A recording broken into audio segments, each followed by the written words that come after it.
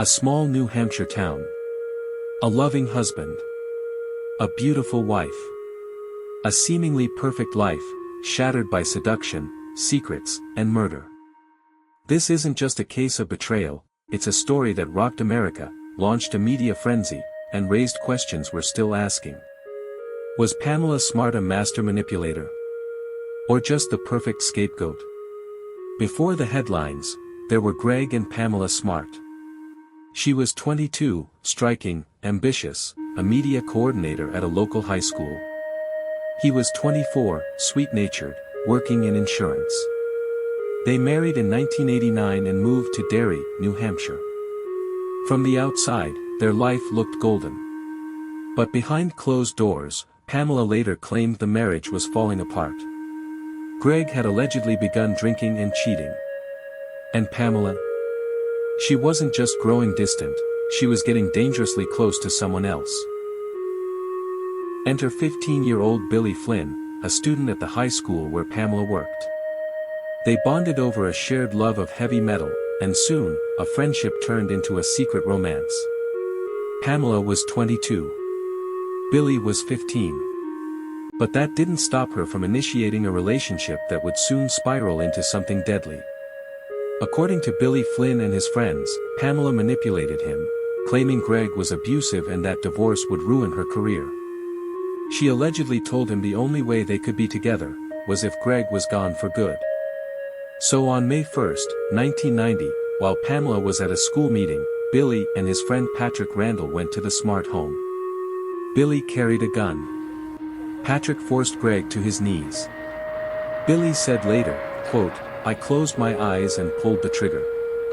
Greg Smart was shot in the head. Dead. At just 24 years old. Pamela came home to a crime scene, and played the grieving widow on TV. But the cracks were already showing. At first, police had no leads. But students began to whisper. Billy Flynn was bragging. And the tip led police to question Cecilia Pierce, Pamela's intern and close confidant. Cecilia wore a wire. In 2 taped conversations, Pamela made damning statements, not outright confessions, but enough for prosecutors to say she had orchestrated the killing. On August 1, 1990, Pamela Smart was arrested for conspiracy to commit murder, being an accomplice to murder, and witness tampering. Her trial was the first televised gavel-to-gavel in U.S. history. America watched in shock as this attractive young woman was accused of using sex to manipulate a teenager into killing her husband. Pamela never took the stand in her own defense. On March 22, 1991, the jury found Pamela Smart guilty on all counts. The sentence? Life in prison without parole. Billy Flynn and his accomplices, teenagers at the time, cut plea deals in exchange for testimony. Flynn was sentenced to 28 years to life, but was released in 2015, after serving 25 years.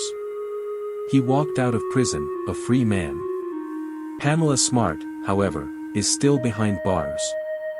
For over 3 decades, she has maintained her innocence, admitting to the affair, but denying she ever wanted Greg killed. She's exhausted multiple appeals and clemency requests. All denied. This case didn't just grip America, it shaped it. The Pamela Smart trial blurred lines between justice and entertainment. It inspired books, movies, including the film To Die For starring Nicole Kidman, and helped usher in the era of the true crime obsession. But the big question still lingers. Was Pamela Smart a cold-blooded killer, guilty of manipulation and murder? Or was she a flawed woman used as a scapegoat by a system eager to sensationalize a beautiful young teacher and her teen lover? To this day, opinions remain split. But one truth remains unshaken: Greg Smart is gone. And his death left a scar. What do you think? Was justice served, or was Pamela Smart convicted by public opinion before she ever set foot in court? Let us know your thoughts in the comments. And if you're intrigued by the twists and darkness behind the headlines, make sure to subscribe to Crimes Unmasked for more true crime deep dives every week. Because the truth, it's rarely black and white.